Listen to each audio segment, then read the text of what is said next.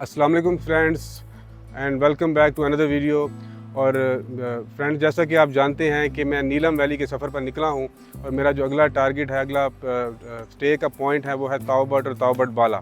रात मैंने केल में स्टे किया कि उसकी वजह ये थी कि ये जो ट्रैक है ये ऑफ रोड ट्रैक है, यहाँ पर बहुत तेज़ बारिश हो गई थी और ये टोटल जो ट्रैक है ताओबट तक वो है 2.5 से 3 घंटे का। 1 घंटे की जो सड़क है वो मेटल रोड है, उसके बाद ये 2 घंटे का ऑफ रोड ट्रैक शुरू हो जाता है। तो 2 घंटे के बाद मैं ताओबट पहुंचकर आपको वहाँ का सीनिक व्यू दिखाऊंगा, ब्यूटी दिखाऊंगा। बल्कि हमने रात को ताओबट बाला स्टे करना है, वहाँ पर अपनी जो कुकिंग है, वहाँ पर कैंपिंग है, उसके मैं आपको मनाजिर दिखाऊंगा। और ये मेरे पीछे देखें, ये मनाजिर क्या खूबसूरत लैंडस्केप नज़र आ रहा है।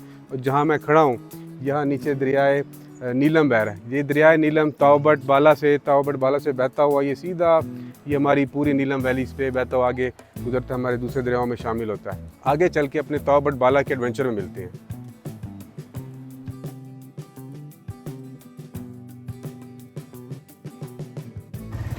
ताओबट के अगर रूट पर बारिश हुई हो तो फौरी वहाँ पर जो सफ़र से गुरेज करें, क्योंकि ये ट्रैक इतना ऑफ रोड है और इतना कच्चा है कि यहाँ पर फौरी कीचड़ हो जाती है। क्योंकि यहाँ पर स्लोप्स कम है, जिसकी वजह से पानी यहाँ पर ठहर जाता है और कीचड़ सी बन जाती है। 4x4 तो मेरे ख्याल में इतनी मुश्किल ना होती हो। अगर लोग बाइक्स पर आते हैं या कोई और सवारी होती है तो उस पर डेफिनेटली उनको ना परेशानी का सामना करना पड़ सकता है। और ये देखिए कमाल का दरिया नीलम का व्यू। अभी इसमें बहुत ज़्यादा पानी नहीं है और आपको वाज़ेह तौर पर पत्थर नज़र आ रहे होंगे इस मीन के। यहाँ पे भी दरिया का फ्लो पूरा नहीं है। रिसेंटली बारिशें हुई हैं लेकिन अभी भी दरियाए नीलम जो है वो फुल नहीं हुआ। व्यूअर्स, बारिश के बाद ये हाल होता है कि लैंडस्लाइड हो जाती है रास्ते में, लेकिन यहाँ की एडमिनिस्ट्रेशन और इंतज़ामिया काफ़ी एक्टिव है जो कि फौरी रास्ते को बहाल कर रही है और टूरिस्ट को ताकि परेशानी का सामना ना हो। यहाँ पर अभी 5 से 10 मिनट वेट करना पड़ेगा, उसके बाद आगे ताओबट बाला की तरफ एक्सेस मिलेगा। ये तमाम आप एरिया देख रहे हैं, यहाँ पर लैंडस्लाइड हुई थी और इस जगह पर सारा यहाँ पर पत्थर और कीचड़ थी। लेकिन ये पता नहीं कितनी देर से काम कर रहे हैं, उसके बाद मुझे लग रहा है कि ये 10-15 मिनट तक ये जगह जो है अभी टूरिस्ट के लिए ओपन कर देंगे। तो एक्सटीवेटर के पीछे भी काफ़ी गाड़ियों की लाइन है, तो वो भी हमारी तरह वेट कर रहे हैं कि कब उनको आगे का रास्ता मिले। वहाँ पर लैंडस्लाइडिंग हुई थी और मुझे तकरीबन 5 मिनट हो चुके हैं वहाँ से निकले हुए, और रास्ते में मुझे कमाल का कुदरत का नज़ारा नज़र आया है। तो सोचा क्यों ना मैं यहाँ पर रुकूँ और कुदरत के नज़ारों को एंजॉय करूँ। और कहते हैं कि ताओबट या ताओबट बाला जन्नत का एक टुकड़ा है, लेकिन इसके रास्ते में जो आपको नज़ारे नज़र आते हैं वो भी कहीं जन्नत की खूबसूरती से कम नहीं है। और ये देखें क्या शानदार नज़ारा दे रहे हैं। आसमान पर हल्के हल्के बादल और बादलों के नीचे ये सरसब्ज़ पहाड़, और इन सब पहाड़ों के नीचे ये बहता हुआ एक दरिया नीलम। क्या कमाल नज़ारा है। यकीन माने अगर आप ऐसी जगह पर आएँ तो आपका जाने को दिल नहीं करेगा, लेकिन क्योंकि मैंने ताओबट बाला पहुंचना है तो इसलिए अपना सफ़र जारी रखता हूं। और रास्ते में भी आपसे अगर मज़ीद खूबसूरत नज़ारे आए तो वो ज़रूर शेयर करूंगा। ताओबट का जो ऑफ रोड है वो इतना ज़्यादा टफ़ नहीं है। अगर आप अपनी गाड़ी पर भी आती हैं तो आप आ सकते हैं, लेकिन अपने गाड़ी के नुकसान के फिर ज़िम्मेदार भी हो सकते हैं खुद। ताओबट का जो ऑफ रोड है वो बारिश अगर ना हुई हो तो वो इजीली आप उसको 3 घंटे में उसको क्रॉस कर सकते हैं। अगर बारिश हो गई हो तो वहाँ पर आपको 4 से 4.5 घंटे लग सकते हैं। और अगर मैं बाइकर हजरात की बात करूँ तो 2 लोग भी इजीली यहाँ पर आ सकते हैं, क्योंकि मैंने अभी देखा है यहाँ पर, बल्कि मुझे पीछे केल में भी 2 लोग मिले थे जो अपनी सीढ़ी 70 पर ताओबट होकर वापसी गए थे।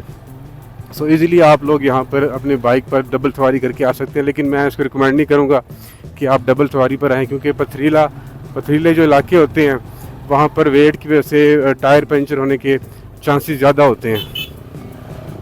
तो ये देखें, ये बारिश की वजह से ये हाल हो गया कीचड़। सो अगर हम कल रात को निकलते तो बहुत मुश्किल हो जानी थी। और रास्ते में जिस तरह मैंने आपको दिखाया लैंड स्लाइडिंग भी थी और रास्ता बंद था, तो हमें शायद वापस ही जाना पड़ता।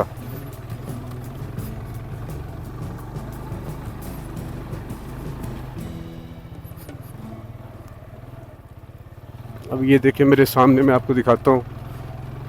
ये मेरे ख्याल में एक चाइना बाइक है जिस पर 2 लोग जा रहे हैं।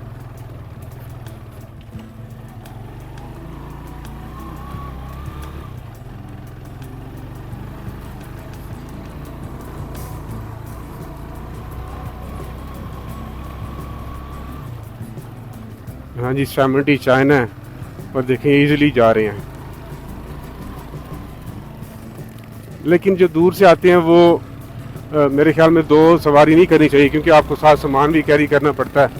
तो बाइक को संभालना, 2 बंदों को संभालना, साथ सामान कैरी करना बहुत मुश्किल हो जाता है। ये 2 लोग तो एंजॉय करते हुए जा रहे हैं।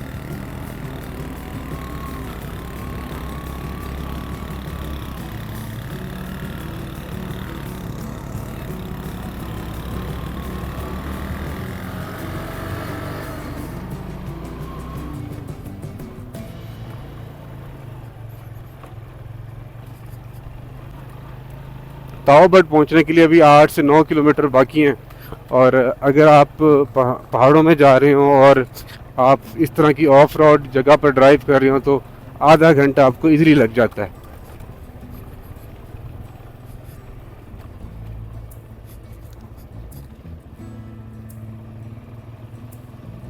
ये यहाँ के लोगों के ट्रेडिशनल ड्रेसेस हैं जो हमें पंजाब में देखने को कहीं नहीं मिलेंगे। रास्ते में इस तरह की काफ़ी सारी बस्तियों से आपको गुजर होगा और वहाँ पर रिफ़्रेशमेंट के भी पॉइंट्स बने हुए हैं, वहाँ पर बैठें और इस तरह की सीनरी को एंजॉय करें। और ये देखिए होंडा सिविक, यानी गाड़ी भी यहाँ पर इजीली आ सकती है।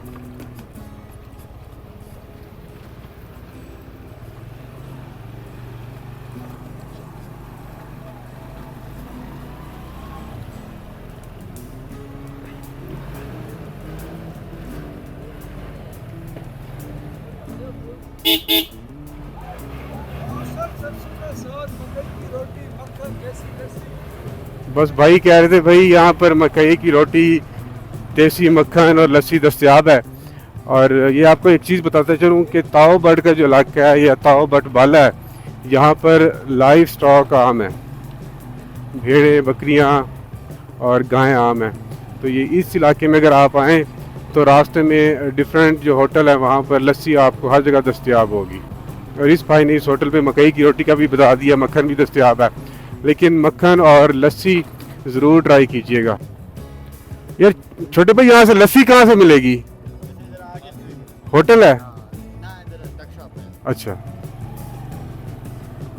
चलें जी, आगे वो टक शॉप का बता रहे हैं, वहाँ से लस्सी लेते हैं और उसको एंजॉय करते हैं बैठकर थोड़ी देर, फिर निकलेंगे ताओ बट की तरफ। ये उन ट्रेडिशनल ड्रेसेस की मैं बात कर रहा था कि हमें पंजाब में इस तरह कहीं नहीं मिलते।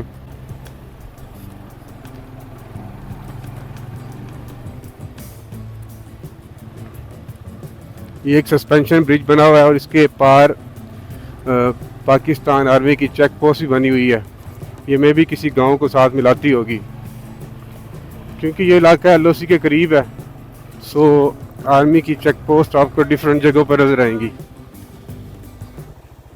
रास्ते में मैंने जिन बच्चों से एड्रेस पूछा था होटल का, वो ये होटल मिल गया जहाँ पर लस्सी दस्तयाब है। और अभी मैं और मेरे साथ जो आमिर खोसा भाई हैं, दोनों मिलकर यहाँ बैठकर लस्सी एंजॉय करेंगे। और क्योंकि ये सिंध से हैं तो ये मीठी लस्सी नहीं पीते, और हम तो हैं भावलपुर के मीठे लोग, हम मीठी लस्सी पियेंगे। ये नमकीन लस्सी ट्राई करेंगे, हम मीठी लस्सी पियेंगे। जरा आपको बताता चलूँ, नमकीन लस्सी हम इसलिए पी रहे हैं क्योंकि हम खुद मीठे लोग हैं। ठीक है, ये जो भावलपुर वाले ना ये नमकीन लोग हैं, इसलिए ये लोग मीठी लस्सी ट्राई चलें चलें जी, ठीक है। हाँ ठीक है जी, बहुत शुक्रिया। चलो लस्सी ट्राई करते हैं कि लस्सी जब आ गई। अच्छा फ्रेंड्स, लस्सी तो आ गई है, लेकिन ये लस्सी का साइज़ ऐसे है जैसे हम चाय के कप में चाय नहीं पीते, उतनी है। लेकिन कोई बात नहीं है, हम यहाँ क्वांटिटी ट्राई नहीं करने आए, हम यहाँ पर जस्ट क्वालिटी ट्राई करने आए हैं। और जब जैसे ही मैंने इसका पहला सिप लिया है तो यकीन माने हमारे जो पंजाब या दूसरे इलाके हैं उनके जो टेस्ट से इसका 100 गुना टेस्ट अलग है। यानी ऐसे है जैसे आप खालिश दूध पी रहे हो। अच्छा जी, यहाँ से लस्सी पीने के बाद अब आगे को निकलते हैं।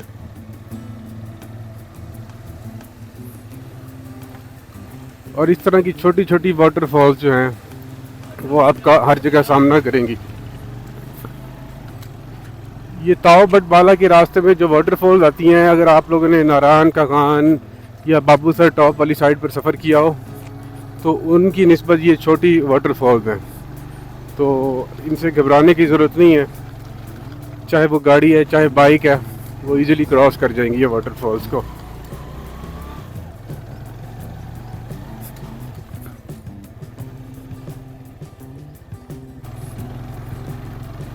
अभी मज़ीद हम बुलंदी की तरफ जा रहे हैं, और जैसे जैसे हम बुलंदी की तरफ जाते हैं तो ऑब्वियसली मौसम में ठंड होती जाती है, मौसम ठंडा होता जाता है। और ये देखें, ये टॉप का व्यू, वहाँ पर बैठकर हमने लस्सी पी थी, और अभी वहाँ से यहाँ पर आते हुए तकरीबन 3 से 4 मिनट गुजर चुके हैं, क्योंकि पहाड़ों में मैंने जैसे पहले बताया सफ़र बहुत स्लो होता है आप लोगों से। कहीं पर स्टीप्स होती हैं, कहीं पर चढ़ाइयाँ होती हैं, कहीं पर पत्थर होते हैं, वाटरफॉल्स होते हैं, तो आप बहुत स्लो एंड स्टडी जाते हैं अपने रास्ते की तरफ।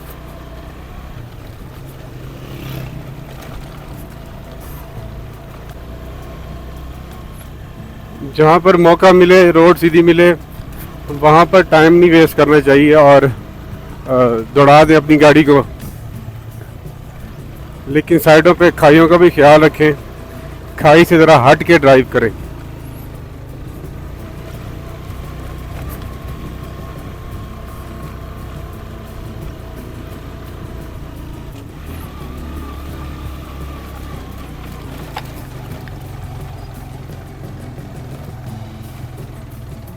स्टॉप से मैं आपको ये सारा विलेज का देखें, व्यू देखें, और ये सरसब्ज पहाड़। यकीन माने जब हम इस तरह की नेचर में अपना टाइम गुजारते हैं तो तबीयत रिफ़्रेश हो जाती है। इंसान जितनी परेशानियां, जितनी प्रॉब्लम्स में घिरा हो, अगर इस तरह की जगहों में आता है तो सारी परेशानियां, सारी प्रॉब्लम्स माइनस हो जाती हैं। एक और वाटर क्रॉसिंग आ गई। ये जैसे मैंने पहले बताया, छोटी छोटी वाटर क्रॉसिंग होती हैं, तो यहाँ पर बाइकर हज़रात अपने शूज़ गीले होने से बचाएं, क्योंकि अगर यहाँ पर गीले हो जाते हैं शूज़, और यहाँ पर मौसम ऐसा होता है कि पूरा दिन आपके शूज़ नहीं सूख सकते। या तो एक्स्ट्रा पेयर शूज़ का रखें, या फिर दूसरे शूज़ कवर होते हैं वो पहने, जिससे आपके शूज़ न गीले हों।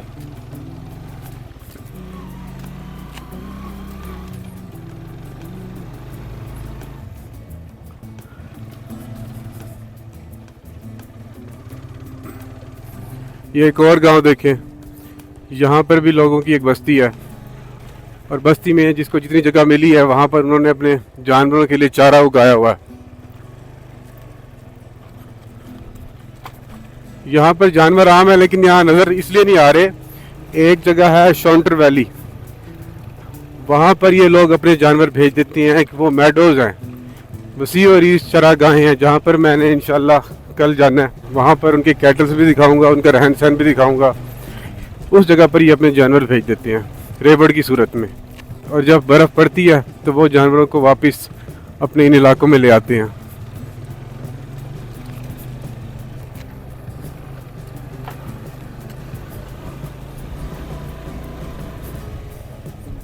ये आपको रोड के हर तरफ दाएं बाएं दरख्त नज़र आएंगे, या ये सेब के दरख्त होंगे या नाशपाती के दरख्त होंगे।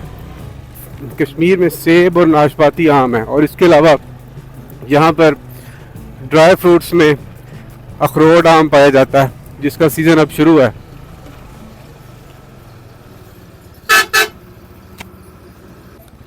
और ये मेरे सामने फुली लोडेड ट्रक है एक, इसमें गालिबन बोरियां नज़र आ रही हैं, शायद आटे की बोरियां हों, जो ताओ बट या ताओ बट बाला की दुकानों के लिए लेके जा रहा होगा।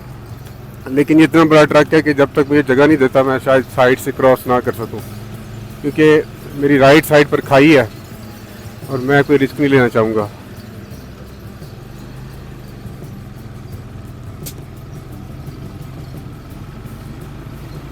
देखिए, ये बिल्कुल एज पर चल रहा है। और अगर ऐसा ही रहा तो मुझे इसने ताओ बट तक रास्ता नहीं देना।